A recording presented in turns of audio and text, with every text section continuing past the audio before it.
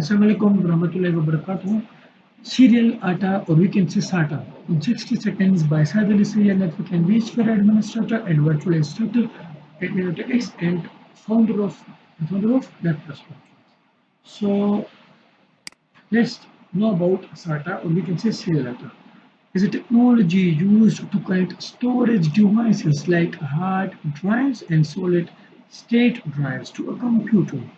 It replaces older IDE cables and allows for faster data transfer. SATA cables are easy to connect and are widely used in modern computers, providing a simple way to add or upgrade storage. SATA helps improve the performance and capacity of computers by enabling efficient communication between the storage device and the computer's motherboard.